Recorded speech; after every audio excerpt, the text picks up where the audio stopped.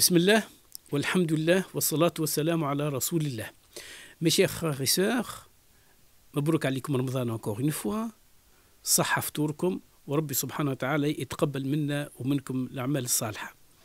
J'ai envie d'aborder ce soir avec vous un sujet qui me semble un sujet central dans la spiritualité musulmane, et notamment pendant ce mois béni du Ramadan. Il s'agit de l'istighfar. Quelqu'un est venu à Hassan al-Basri pour lui demander de lui faire une invocation, un dua, afin qu'Allah lui accorde une descendance, c'est-à-dire que Rabbi ya'tih l'awlad. Il répond « Astaghfirullah » demande pardon à Allah. Et une deuxième personne vient lui demander la même chose, mais pour la question de la rareté des pluies, parce qu'il fait sec. Et le Hassan al-Basri de lui dire la même chose, astaghfirullah, demande pardon à Allah. Et une troisième personne vient le voir pour que Allah lui donne un peu plus de largesse, de bien, etc. Et Hassan al-Basri de lui répondre aussi, astaghfirullah, c'est-à-dire demande le pardon d'Allah Azza wa Jalla. Il y a un de ses disciples qui était assis à côté, de lui dire, oh imam, c'est bizarre, mais à tout le monde tu as donné la même recette, à tout le monde tu as donné la même réponse, astaghfirullah. Et Hassan al-Basri de répondre, malheur à toi, n'as-tu pas lu la parole d'Allah qui dit فَقُلْتُ اسْتَغْفِرُوا رَبَّكُمْ إِنَّهُ كَانَ غَفَارًا يُرْسِلِ السَّمَاءَ عَلَيْكُمْ مِدْرَارًا وَيُمْدِدْكُمْ بِأَمْوَالٍ وَبَنِينَ وَيَجْعَلْ لَكُمْ جَنَّاتٍ وَيَجْعَلْ لَكُمْ أَنْهَارًا.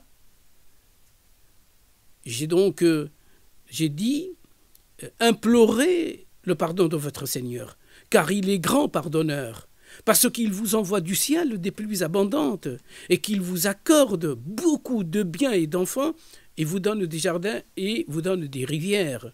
Donc que ce soit du côté des pluies, que ce soit du côté des enfants, que ce soit des largesses, que ce soit des champs, que ce soit des biens, l'istighfar, il ouvre les largesses d'Allah subhanahu wa ta'ala, et il ouvre, si je puis dire, les trésors d'Allah azza wa jal. Donc l'istighfar, il ouvre aussi bien ses largesses, mais il ouvre aussi le pardon d'Allah, et il vous approche dans la proximité d'Allah subhanahu wa ta'ala. وَمَنْ يَعْمَلْ سُوءًا أَوْ يَظْلِمْ نَفْسَهُ ثُمَّ يَسْتَغْفِرِ اللَّهَ يَجِدِ اللَّهَ غَفُورًا رَحِيمًا. Celui qui commet un péché ou une injustice envers soi-même, puis demande pardon à Allah, trouvera Allah grand pardonneur et miséricordieux. ولو أنهم إذ ظلموا أنفسهم جاءوك فاستغفروا الله واستغفر لهم الرسول لوجدوا الله توابا رحيما. Voyez, istighfarak ou istighfar al-Rasoul, ma بعضهم sont conjugués pour avoir tawbatullah azza wa jal et rahmatullah.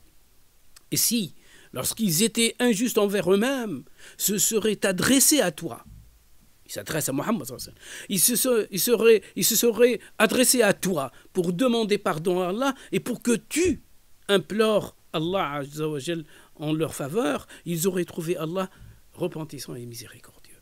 Conjuguer l'imploration de la tienne et celle des autres, des hommes vertueux et des femmes vertueuses. Alors l'istighfar, finalement, c'est quoi?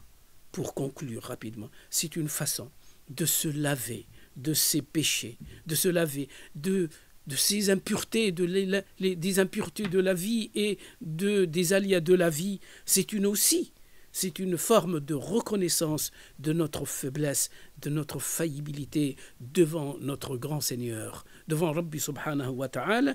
Et donc c'est une demande du secours d'Allah et une demande de largesse d'Allah.